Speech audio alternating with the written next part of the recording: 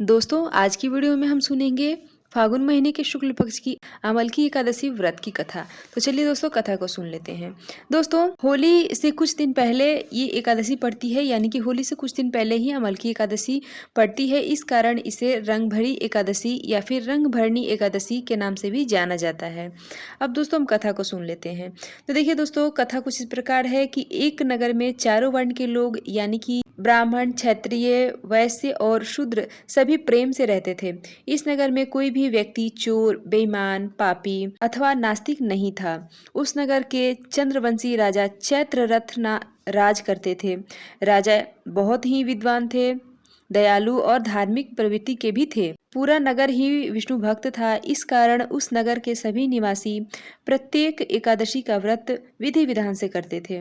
एक बार की बात है, जब फाल्गुन माह की अमल की एकादशी आई, तब सारे नगरवासी हर्षोल्लास के साथ मन में भक्ति भाव लिए अमल की एकादशी का व्रत किया।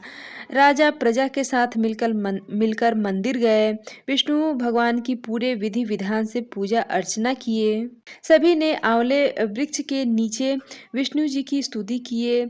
सबने आंवला वृक्ष का पूजन किए और बोले कि तुम ब्रह्म स्वरूप हो, तुम ब्रह्मा के द्वारा उत्पन्न हो और तुम समस्त पापों का नाश करने वाले हो। हम सभी तुम्हें नमस्कार करते हैं, हमारा नमस्कार स्वीकार करें।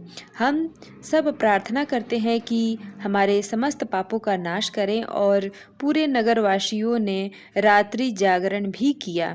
वहीं एक बहेलिया आया। वो बहेलिया अत्यंत पापी दुराचारी था। परिवार के भरण पोषण के लिए अन्य जीवों की हत्या करता था। वो बहेलिया अमल की एकादशी के दिन भूखा प्यासा ही रह गया। इस कारण कुछ भोजन की तलाश में मंदिर के एक कोने में बैठ गया। वहीं बैठकर अन्य नगरवासियों के साथ भजन कीर्तन सुनने लगा। इस तरह वो पूरी रात जग गया। अगले दिन सारे नगरवासी अपने अपने घर को चले गए। उसी तरह वो बहेलिया भी अपने घर चला गया। कुछ समय बाद उस बहेलिया की मृत्यु हो गई। अमल की एकादशी की कथा और रात्रि जागरण के प्रभाव से उसने एक राजा के यहाँ जन्म लिया। उस राजा का नाम था विदुरथ। रात्रि जागरण और भजन उससे संयोगवश हो गया था। अगले जन्म में उस राजा के यहाँ इस बहेलिये का नाम वसुरथ रखा गया। वहाँ जब वो राजा बना तब उसकी विशाल सेना थी। नगर धन धान्य से भरा था। उसमें सूर्य की तरह तेज था, चंद्रमा के समान कांति थी। क्षमा में वो पृथ्वी के समान था और वीरता में वो स्वयं विष्णु भगवान के समान था। वो बहुत ही ज्यादा सत्यवादी, धार्मिक, दानवीर और विष्णु भक्त भी था। वो अपनी प्रजा का समान भाव से ध्यान रखता था। एक दिन वो शिकार खेलने के लिए जंगल गया और दिशा का ज्ञान न होने के कारण वो रास्ता भटक गया और वहीं एक पेड़ के नीचे बैठ गया। थके होने के कारण उसे नींद आ गया। उसी समय वन में रहने वाले मलेच्छ यवन सोए हुए राजा के पास आकर उन्हें मारने की कोशिश करने लगे, क्योंकि उन लोगों को भय था कि ये उन लोगों का शत्रु है। परंतु जब अस्त्र शस्त्र फेंकते राजा को मारने के लिए, तो एक भी हथियार राजा को नहीं लगा, बल्कि राजा के अगल बगल से होकर हथियार चले जाते थे। जब यवन मलेच्छों का हथियार पूरी तरह से समाप्त हो गया, तब वे सभी अत्यंत भयभीत हो गए। उधर राजा के वस्त्र एवं आभूषणों से दिव्य सुगंध आने लगी थी और उसी में से एक अत्यंत सुंदर देवी प्रकट हुई। वो देवी बहुत क्रोधित थी। मारे क्रोध के उनका आंख लाल लाल था। उस देवी का ये क्रोधित डरावना रूप देखकर यवन मलेच्छ अपनी जान बचाकर भागने लगे, लेकिन देवी एक एक करके सारे मलेच्छों को मार डाला। इतने में राजा की नींद टूटी और ये सब देखकर आश्चर्यचकित हो गए।